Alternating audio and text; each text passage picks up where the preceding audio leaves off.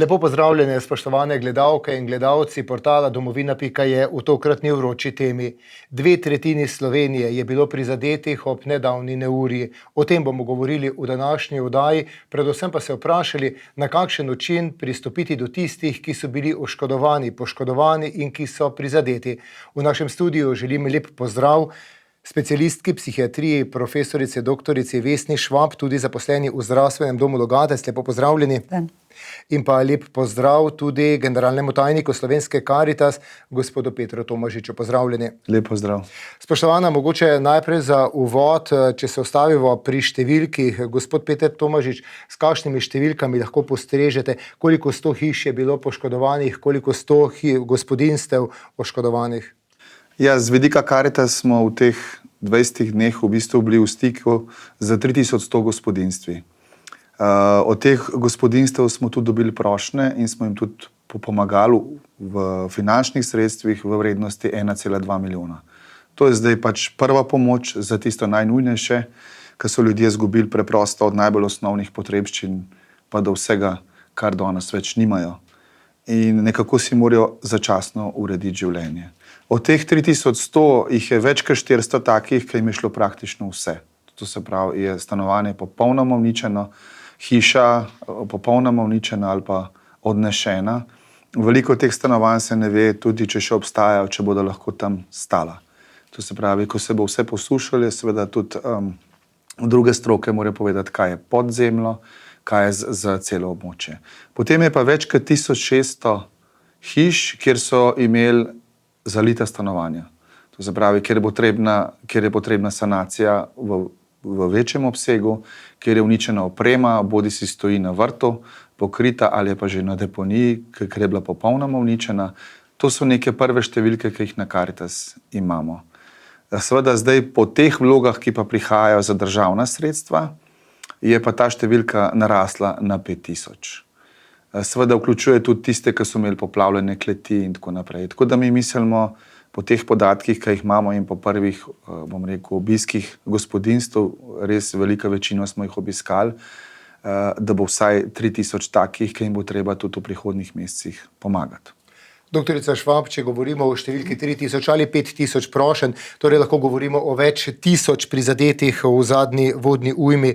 Če smo se posamezniki v začetku srečevali z strahom, kako si potem sledijo te faze potem, če je bil najprej strah, mogoče biti potem jeza, kako si z psihološkega vidika sledijo ti trenutki? Predvsem najprej rečem, da ne gre za nikakršne motnje, ampak za odzive na realno hudo življenjsko situacijo, ki jo vsi približno enako odreagiramo, čeprav seveda si take stvari, kot jih gospod pripoveduje, težko predstavljamo, vsaj večina od nas, kako je, kako si lahko predstavljam, da zgubim nenadoma vse, kar sem celo življenje delal in ustvaril. To je prav gotovo nekaj, kar nas preplavi z nečem, čemur se reče v psihiatriji akutna stresna reakcija. Pomeni, da ljudje v začetku kar malo utrpnejo, se odmaknejo od situacije, pravzaprav ne dojamejo takoj, kako hudo je pravzaprav vse skupaj in ti občutki žalosti, poslavljanja, žalovanja, o čemer ste govorili prej, se pojavljajo postopoma, vsaj nekaj dni, nekaj ur, do nekaj dni pa traja to obdobje akutnega stresa, ko pravzaprav ne moreš nič narediti, zato ker si, tako rečemo v laičnem jeziku, šokiran, v nekem šoku, ki ne dovoli akcije. Potem se pa sprožajo vsi mogoči občutki, ki pa sodijo v proces normalnega žalovanja, poslavljanja, izgube, kot jih doživljamo tudi na drugih področjih življenja. Gospa Švab, kako pomembno pa je, da je v začetku te ujme bila solidarnost tako velika, da se ti ljudje niso počutili sami in nekako, kaj je potrebno v prihodnje, da sedaj potem, ko je ta akutno reševanje težav minilo, da ti ljudje niso sami, da je vseeno čutijo neko prisotnost tistih, ki jim lahko pomagajo? To nam je že COVID pokazal, že takrat epidemija je pokazala, da pravzaprav najbolj pomaga, ne glede na vso znanost, visoko strokovnost, specialne oblike pomoči, da najbolj pomaga ta solidarnost. To, da ljudje stojijo drugemu ob strani, to, kar vi delate, ne, za vašimi službami, da se oglasijo tam tudi v trenutkih stiske, da poslušajo pozorno, da znajo spoštovati, ne, bolečino, stres in pa izgubo, ki so jo ljudje doživeli. Take stvari pomagajo. Ne. In to je ključno. Ne. Torej, če se človek znajde ob taki izgubi sam, pa je to zna biti seveda tudi nevarno in lahko vodi v kakšno hujšo duševno stisko.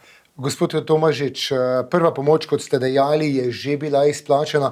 Kaj lahko od humanitarnih organizacij še pričakujemo v prihodnje in kje se, bomo rekli, prva pomoč humanitarnih organizacij neha in mora začeti državna?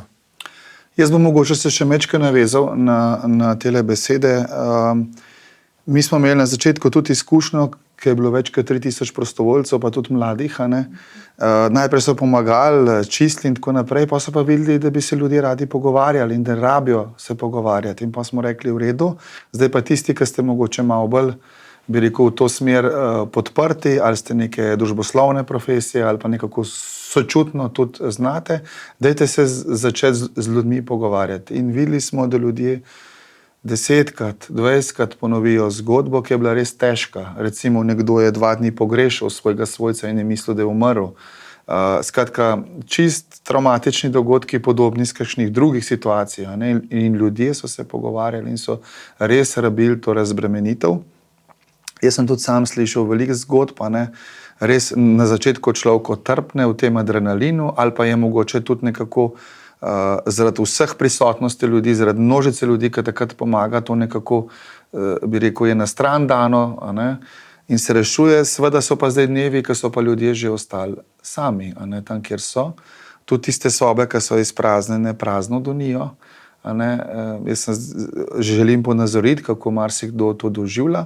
Po drugi strani sem pa tudi slišal mnogo ljudi, ki so pa rekli, ki so pa tudi pozitivno poskušali pogledati na to. Predvsem mlajši, kot pač neko novo obdobje, nekaj, kar je zdaj pred njimi kot izziv, ali pa tudi nekateri, ki so doživeli to, da je mečkan manjkalo, da bi jih orang zalil, ali pa da bi se jim zgodilo kaj hudega, so pa rekli, da jih je zdaj strah iti spat, ker ne vejo, kaj bo, ker so v 4 minutah nekaj mogli narediti. Skratka, teh slik je ogromen in z ljudmi se je treba pač zelo pogovarjati. In se mi zdi to izjemno pomembno, tudi mi navadni smrtniki lahko razbremenilno delujemo v pogovoru in tudi mi spodbujamo ljudi, ki poznajo, ki imajo sorodnike, pejte, pogovorite se, bote v stiku z ljudmi in če opazite neko občutno spremembo pri vedenju ljudi, potem pa pač se obrnite tudi na nas in vas bomo povezali s kakšno, bi rekel, bolj strokovno pomočjo. Zdaj imamo na terenu tudi 12 svetovalcev, nekateri so psihoterapeuti, drugi so tudi drugih, bom rekel, profesij, ki tudi hodijo od hiše do hiše, kamor jih župnijske Karitas pošiljajo, ker itak vemo, da ljudje ne bojo prišli po pomoč velikrat, in je treba priti do njih in se z njimi pogovarjati. Kar se pa tiče tega vprašanja, faz pomoči, seveda mi na Karitas si želimo najprej priti takoj do ljudi, pomagati s prvo pomočjo, tudi zato, da navežemo stik in ustvarimo pot gospodinjstva, ki je prizadeto do nas in naprej tudi na druge službe. Zdaj, tej pomoči od Karitasa, pa tudi od drugih humanitarnih organizacij, če so že kaj pomagale, teh podatkov nimam, zdaj sledi tako imenovana državna vladna pomoč.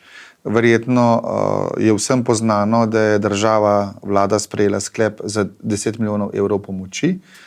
Danes so se zbrale vse te prošnje, več kot 5000 jih je, in na osnovi tega bo zdaj razdeljena prva državna pomoč. To je za najnujnejše življenjske potrebščine, to ni za sanacijo ali pa za adaptacijo, ker zneski so pač manjši, so pa enak namen imajo kot naša pomoč za tiste prve stvari, ki jih ljudje potrebujejo.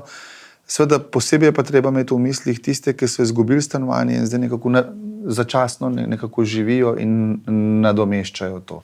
Potem, kar se tiče državnih pomoči, vemo, da je interventni zakon opredelil tudi ta 7-kratnik denarne socialne pomoči, ki naj bi jo ljudje dobili, predvsem tisti najbolj ogroženi, pa verjetno še tudi drugi mehanizmi, ki bodo omogočali pač pomoč tem gospodinjstvom. Seveda po ocenah, ki jih bodo naredile občine o dejanski škodi, pa seveda vsi pričakujemo, da bo država pomagala tudi pri sanaciji teh stanovanj, to se pravi tudi v nekem večjem obsegu, predvsem za tiste najbolj ogrožene.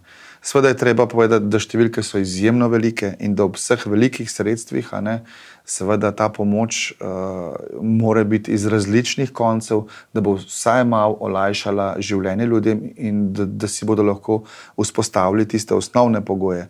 Staro stanje si noben ne bo mogel verjetno povrniti, ampak vsaj tisto osnovno. Kar se pa tiče Karitasa, pa že v tem tednu nadaljujemo z drugim sklopom pomoči. V petek smo sprostili še 1,5 milijona evrov iz naslova donacij posameznikov, podjetij in ustanov in zdaj gremo v drugo fazo. In seveda ti koraki si bodo sledili tudi v prihodnjih tednih in mesecih, ker vemo na žalost iz izkušenj drugih območij, recimo Nemčije, Bosne in tako naprej. To so stvari, ki trajajo tudi do 1 leta in tudi do 5 let. Skratka, niso hitro rešljive in mnoge stiske se šele pojavljajo. Včeraj so mi sporočili iz savinjskega dela, da so odkrili še novo vas, kjer še nobeden praktično ni bil oziroma jo ne pozna. Tako da vsak dan znova se še kaj pojavi, In seveda ljudje imajo tudi druge situacije, ki jih spremljajo že odprej. In mnogi, ki do zdaj niso bili na robu, so šli zdaj čez ta rob. Bodi si zaradi zadolženosti ali pa drugih okoliščin, ki jih imajo. In seveda moramo upoštevati tudi to. Na nekaterih območjih je kar 1/4 ljudi, predvsem v novih naseljih, ki so zelo zadolženi za svoja stanovanja, ki jih ni več ali pa so uničena. Doktorica Vesna Švab, sodelujete tudi v programu Mira pri Nacionalnem inštitutu za javno zdravje. Gre za nacionalni program duševnega zdravja, katerega cilj je krepitev duševnega zdravja in preprečevanje duševnih stisk ter celostna obravnava duševnih težav. Prav tako to pokrivate tudi v zdravstvenem domu Logatec. Slišala sva sedaj te slike, ki jih je predstavil gospod Tomažič. Kako se soočiti z vsem tem? Na eni strani izguba doma, izguba nečesa varnega, kjer se človek naj bi počutil varnega in povsem sproščenega. Potem imamo tukaj tudi težave, kot so težko zaspati, v dežju jih je že strah, pomislijo na najhujše. Kako se s tem spoprijeti? Pred nami je jesen, pred nami so tudi prazniki, konec koncev. Kako priti do teh ljudi in kako se odpreti, kako pristopiti do pomoči? Najprej mogoče to, da je res ključno, da je pomoč konkretna, da lahko govorimo o tem, kako bomo popravili, ker je to ključno vprašanje. Ni vprašanje zdaj pravzaprav to ni psihološki problem, gre za humanitarni problem, ki ga je treba tako tudi najprej nasloviti. Zdaj, kaj narediti, kadar začnejo doneti besede v sobi in kjer pravzaprav kot človek ostane sam in kadar se začne duševna stiska poglabljati, in naj se tukaj navežem na to, kar je gospod rekel, torej duševna stiska se bo začela poglabljati pri tistih, ki so že prej ranjeni. Torej ne kar pri vseh, večina ljudi je zelo odpornih, se bo znala soočiti, nekako spopasti za to situacijo, začeti drugače, kot ste omenili prej, poiskati neke nove izide, se prilagoditi kakorkoli že, tisti, ki pa so ranjeni že odprej, ki so že odprej vulnerabilni, torej občutljivi zaradi duševnih motenj in zaradi telesnih bolezni, začnimo misliti na starejše ljudi in na tiste, ki so v teh okoliščinah posebej osamljeni in finančno prikrajšani. Torej ti, ki so bili že prej na robu v teh obrobnih skupinah prebivalstva, so bolj občutljivi in ti zaslužijo tudi, oziroma morajo dobiti tudi pravočasno psihiatrično, psihološko pomoč, karkoli pač je treba. Ta je organizirana v okviru Mire na več načinov. Najprej bi rekla, da je ključno to, da se znamo pogovarjati v krizi in da znamo seveda z ljudmi, ki so hudo ranjeni, na pravilen način ali pa na pravi način nasloviti njihove težave. In to ni nobena velika znanost in tudi ne potrebuje neke posebne psihoterapevtske izobrazbe, ampak samo bi jaz rekla neko občutljivost, temeljno občutljivost za človeka, s katerim se pogovarjamo in predvsem to, da ga vzamemo resno in da pozorno poslušamo, kaj nam ima zapovedati. Torej, te zgodbe je treba ponavljati, zato da jih ljudje seveda predelajo, ugradijo v svoje življenje. Je pa seveda važno, so pomembne to pozorno poslušanje, vsaj pa umirjeno poslušanje je ključno. To je opisano na spletni strani Mira kot program psihološke prve pomoči, je lepo razdeljen program, ki ga je lahko razume in ga usvoji vsak od nas. Ta medsebojna laična pomoč se je izkazala skratka za nenadomestljivo in zelo pomembno. Če pa bi prišlo do hujših stisk, ki potrebujejo strokovno pomoč, potem pa imamo povsod v 16 centrih na Sloveniji, saj v 16 centrih za duševno zdravje odraslih, zagotovljeno neposredno takojšnjo pomoč, če bi jo ljudje potrebovali. Torej, centri za duševno zdravje, ki so nastali v okviru nacionalnega programa, v okviru zdravstvenih domov, so temeljni kamen zdaj neke oskrbe, kamor ljudje lahko pridejo brez čakalnih dob. Torej, odprte so telefonske številke, na katere je mogoče poklicati, in eden izmed strokovnjakov v takem centru se mora odzvati najkasneje v nekaj dneh na take klice in zagotoviti tudi bolj specifično specializirano pomoč, čeprav ne vedno najbolj vrhunske subspecialistične. Gospa Švab, v teh dneh sem se pogovarjal z mnogimi, tako prizadetimi kot tistimi, ki so pomagali. Različne so zgodbe, različne so stiske, različna so upanja, različna so pričakovanja. In ena od znank mi je primerjala to dogajanje, sama je preživela vojno v Bosni in Hercegovini, sedaj imamo primer vojne, denimo v Ukrajini. Kako drugačno je to stanje poplav in vojne? Se jo da primerjati? Sama znanka mi je dejala, da češ v vojni sem se lahko skrila v zaklonišče ali poiskala varno bivališče oziroma vsaj za trenutek varnega pred bombo ali čem drugim. Pri vodi takšnega skrivališča, ki pride tako hitro, skoraj da ni. Se da primerjati. Kaj je tukaj podobnega? Kaj podobnega je prav gotovo to, da ne moramo vplivati na situacijo in da je to nekaj, kar povzroča dodatno stisko. To je verjetno pri vojni in pri poplavi podobno. Tisto, kar je različno, so pa mreže pomoči. Tam je zaklonišče, tukaj pa se ljudje morajo zanesti na obstoječe mreže pomoči, ki obstajajo v tem prostoru. Ena izmed mrež govorite vi, potem so pa seveda tudi še druge. Ne opozorim na mrežo nevladnih organizacij, socialno-varstvenimi programi, ki ves čas delujejo na terenu v bližini ljudi, zato da jim pomagajo tudi pri njihovih duševnih stiskah.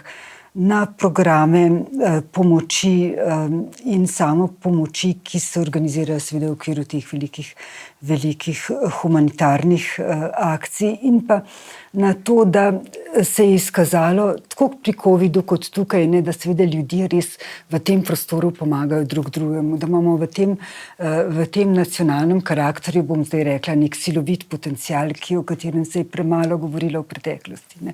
Nekjer na svetu, jaz nisem zasledila, da bi ljudje, čeprav seveda mogoče ne poznam, ampak tako priskočili drug drugemu, kako pomembno je za soseda, da je sosed na varnem, in to se je v teh trenutkih krize izkazalo za izjemno pomembno, izjemno zdravilno tudi, posebej kar se tiče psiholoških stisk. Gospod Tomažič, od začetka se je nekako zapletalo pri pomoči oziroma pri izplačilu denarja strani države, Rdečemu križu in tudi Slovenski Karitas.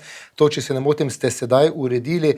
Kaj je pri tokratni pomoči strani države drugače, kot je bilo v preteklosti? In tudi imamo poplavo organizacij, ki želijo sedaj pomagati, imamo pa potem težave tudi z odvajanjem davka. Kako je v teh primerih? Ja, seveda, na začetku se poskuša iskati hitre rešitve. in tudi mogoče državni organi so tokrat majčkeno bolj na glas iskali neke hitre rešitve. A ne. Seveda Karitas in tudi druge humanitarne organizacije nimamo svojega poslanstva v tem, da bi se prek nas dal izogniti davkom. A ne, in to ni pravi pristop in pravo komuniciranje tudi ne z javnostjo.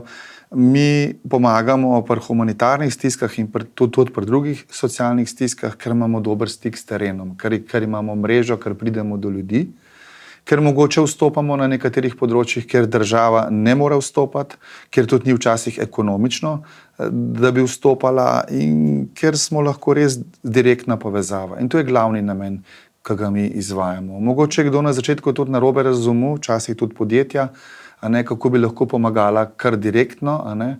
To se je potem uspešno rešilo z dvigom te solidarnostne pomoči na 10 000. In tudi mi s podjetji sodelujemo, tudi targetirano, če želijo, vendar v sklopu naših kriterijev in običajnih postopkov. Prošnja, obravnava in po merilih, ki veljajo tudi za vse naše druge uporabnike.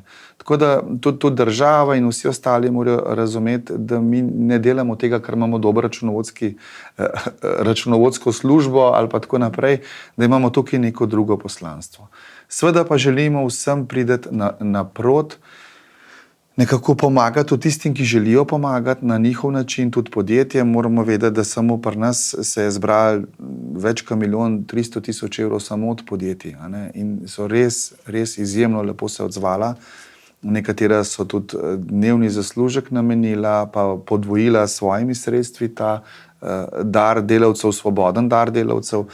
Drugi so direkt pomagali, bom rekel, tudi svojim delavcem. Skratka, oblik pomoči je veliko, mi vsem prisluhnemo, vendar v teh okvirih. A ne? Seveda pa si želimo z državo biti predvsem partner. A ne samo, bom rekel, izvajalca, ampak partner. In tudi pri teh državnih sredstvih je izkušnja podobna tudi v drugih krizah, ki so bile. A ne? In treba pa je pohvaliti, da pač se je država hitro odzvala in začela, da pa včasih operativa ne sledi izjavam vodilnih. A ne? In skratka, to začetno mogoče težavo se potem v nekih normalnem obdobju pač nekako umesti. Je pa treba tudi vedeti, da kadar gre za državna sredstva, je kljub vsemu, tudi če to izvaja Karitas ali pa Rdeči križ, treba upoštevati določene postopke, določena pravila.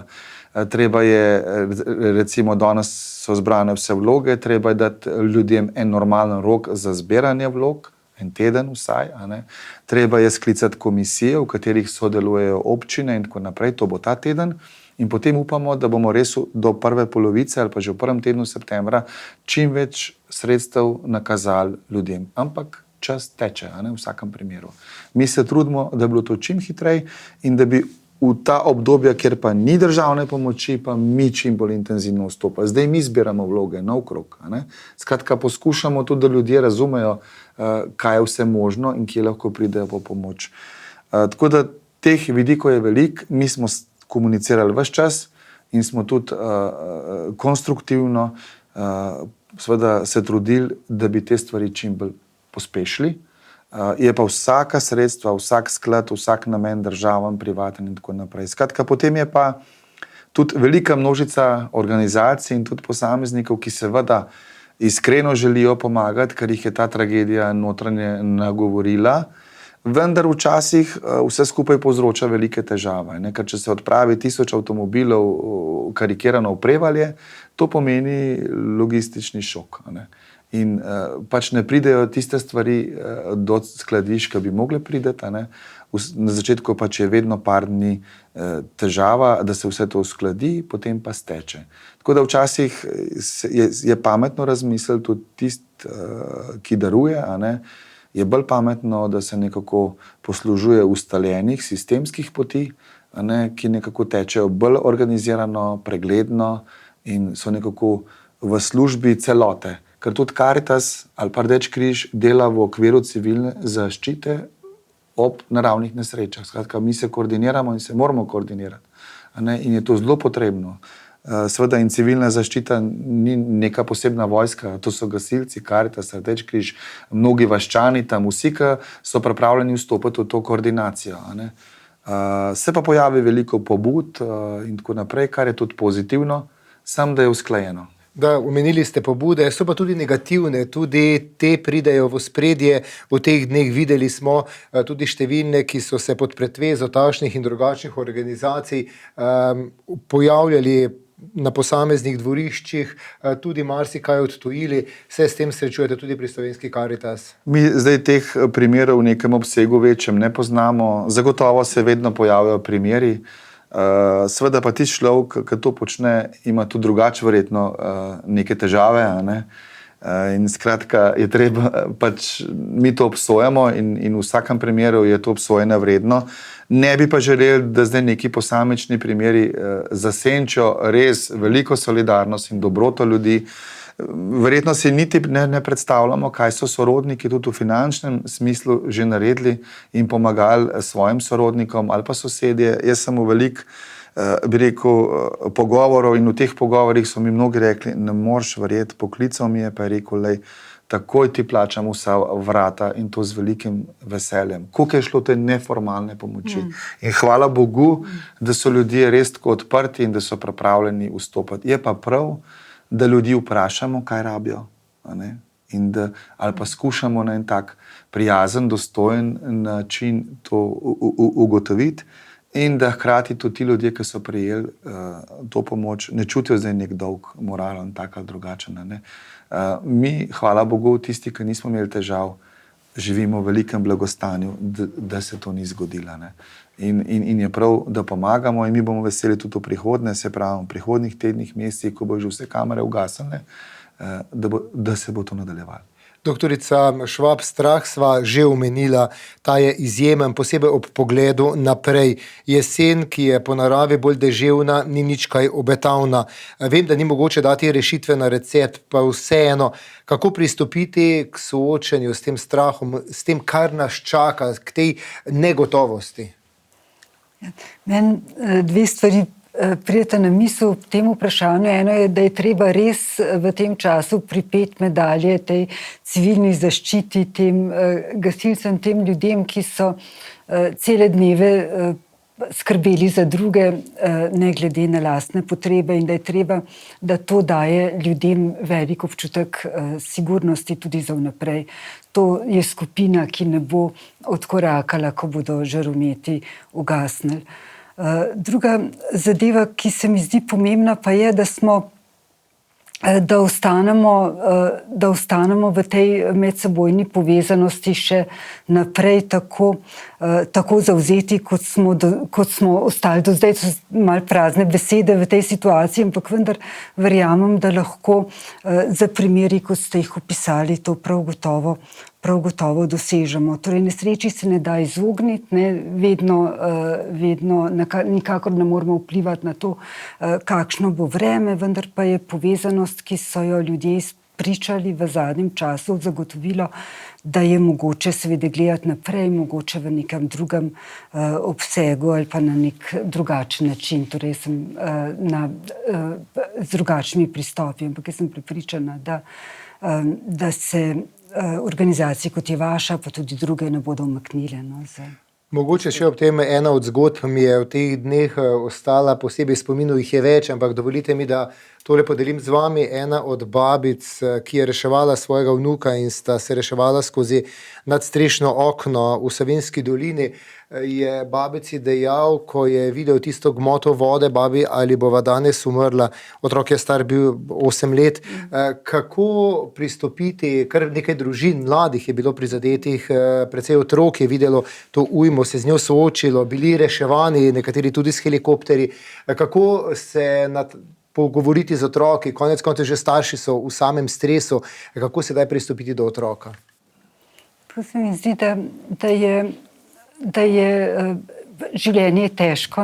V življenju se slej ko prej zgodijo stvari, ki so nenavadne, težke, in dobro je, če lahko vzgojimo svoje otroke tako, da bodo na take nesreče pripravljeni in da to zanje ne bo konec sveta. Ključno je seveda, da vidijo, da ostaneta mati in oče, da družina ostane ob takih trenutkih povezana, trdna, da mu seveda jasno razložijo situacijo, da mu stojijo ob strani, da poskušajo speljati stvari po najboljših močeh, čeprav ne vedno najboljše. No, torej tudi ti kriteriji o tem, kako moramo popolno funkcionirati, se ob takih nesrečah dobro začnejo popravljati v zdravo smer. Tako da jaz mislim, da je taka izkušnja za veliko večino otrok samo preizkušnja, ki lahko služi njihovemu osebnemu razvoju in da bo za malo katerega izmed njih ostala kot neka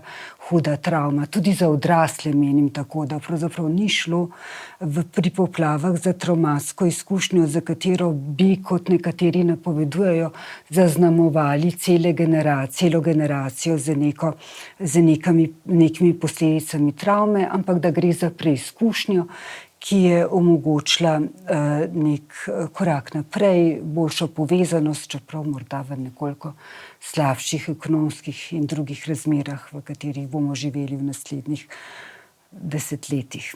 Ja. Še za vas pogled, gospod Tomašič, v jesen, kaj pričakujete? Stiske se bodo gotovo še povečevale, smo v začetku novega šolskega leta, ki bo stisko gotovo še naredil nekoliko večjo. Je pristop pri celotni sanaciji po vaše v tem začetku pravilen? Bi pričakovali več kaj? In pa denimo, mnogi se že pritožujejo, da je težka mehanizacija zapustila kraje, ljudje pa so ostali sami. S kakšnimi pomisleki iz terena se srečujete? Ja, seveda, treba je upoštevati tista območja, kjer niso bila uničena samo stanovanje, ker stanovanje je samo en del kvalitete življenja ali pa tistega najnujnejšega, kar imamo. Imamo lahko odlično stanovanje, suho, celo, pa nimamo redne elektrike, plinovoda, vode in dostopa do najbolj nujnih stvari. Tako da ta pripomba glede infrastrukture je seveda zelo pomembna. Jaz tudi upam, da bo država upoštevala in da bomo napeli vse moči, da se te nujne stvari uredijo. Kar se tiče, ne bi rad bil tako pesimističen, mi seveda vse zgodbe, te, ki jih vidimo in tragične in žalostne, poudarjamo, vendar večina ljudi in velika večina od nas ima vse pa ogromno energijo in moč, da reši probleme, rabimo pa podporo drugega, rabimo neko varno okolje in spodbudo, da lahko vztrajamo. Take stiske, kot so plazovi, požari, mi jih imamo vsaj 50 na let, tako v mirnih časih. In seveda tudi te družine se postavijo nazaj, se nekako uredijo te razmere in prepričan sem, da tudi tukaj bo seveda velika večina stvari se uredilo. Bodo pa kakšne stvari trajale dlje časa. Se pa seveda jeseni tudi mi, nam predstavlja kar neko težavo in pozornost, ker mnogi danes živijo v zelo improviziranih stanovanjih, nekje v mansardi ali pa zunaj utah, si kuhajo zunaj in tako naprej, sanirajo. In seveda vsakim dnem, ko je vreme manj prijazno, je seveda to težava tudi za njih. Mnogi otroci so pri sorodnikih, pa se zdaj s 1. septembrom vračajo. Skratka, mi bomo v jesen na teh območjih okrepili tudi pomoč z kurjavo, šolskimi potrebščinami, vse, kar že itak delamo, bomo tudi tukaj okrepili. Skratka, še veliko stvari bomo počeli tudi za druge vrste pomoči, ki bodo lahko olajšale življenje. Pri sanaciji, pri tem gradbenem vidiku pa tudi je treba ljudem povedati, da ni dobro preveč hiteti, ker se morajo stvari posušiti, urediti, tako kot naredimo hišo. Potreben je čas, da lahko potem damo notri opremo in podobno. In v nekem stanovanju, ki ga je res zalila voda, se je ogromno vode nabralo v stenah, in je treba nekaj časa. Kljub temu, da imamo tehnične pripomočke, je vseeno potreben en čas. Je pa seveda tukaj pritisk zime in tega časa, tako da marsikaj bo treba tudi improvizirati. In pa seveda res moramo biti pozorni na starejše, predvsem na tiste, ki nimajo socialne mreže. Oni niso sposobni reseta, ponovnega obnove stanovanj kar tako, ampak so že zdaj živeli nekateri tako mejno v normalnih pogojih. Zdaj pa treba imeti veliko pozornost na njih, ker včasih smo tudi prišli v stanovanje, ki je starejši sedel notri in je po stenah cvrčala elektrika, ker pa si ni znal pomagati. in je treba biti res pozoren na te ljudi, tudi pri sanaciji in adaptaciji. Mi z ekipo Young Caritas bomo imeli tudi ekipe, ki bodo majčkeno bolj gradbeno opremljene, da bodo lahko tudi takim družinam pomagale pri teh osnovnih stvareh, ki jih ponavadi sam narediš, pa jih oni ne bodo mogli. Tako da več vidikov zagotovo ne more tega rešiti vsak sam, ali pa samo nevladne, ali pa samo država, ali pa samo občine. Vsi skupaj lahko pripomoremo in rešimo veliko stvari. Če lahko še jaz dodam, zdaj ta humanitarne organizacije, ki se najbolj angažirajo v okviru teh, vendarle delujejo drugače, če ste opazili, kaj je gospod pripovedoval, kot smo delovali v tem prostoru prej. Torej, če si predstavljate, da vam zalije stanovanje do stropa in potem pridejo do vas in rečejo, najprej treba papirje urediti, boste rekli, kakšne papirje. Je seveda to birokratska zapreka, ki bi marsikomu povsem vzela voljo do tega, da bi sploh kaj naredil zase in bi ga seveda prisila v en hud obup, vendar pa je pristop teh organizacij, ki delujejo zdaj na terenu, drugačen. Oni vendarle naredijo skupaj z ljudmi, marsikaj z ljudmi in pomagajo, da seveda prestopijo te birokratske ovire, torej odnos je proaktiven, če hočete preventiven, v tem smislu tudi promocije in pa preventive duševnega zdravja, tako da tisto, kar se učimo čez te poplave in kar smo se prej učili v covidu, je to, da se je treba do ljudi pristopati na drugačen način z tem, da poskušamo ugotoviti, kaj so njihove potrebe, ne pa, da jim naložimo obveznosti. Predvsem pa, da jim damo lepo besedo. Tako. Spoštovana gosta, specialistka psihiatrije iz Zdravstvenega doma Logatec, profesorica doktorica Vesna Švab in pa generalni tajnik Slovenske Caritas, gospod Peter Tomažič, iskrena hvala za obisk. Hvala vam. Hvala tudi vam. Hvala lepa, ker ste spremljali današnjo vročo temo. Na njo se lahko naročite na našem YouTube kanalu ali pa nas spremljate na portalu www.domovina.je. Lahko pa se naročite tudi na tiskano izdajo našega časopisa.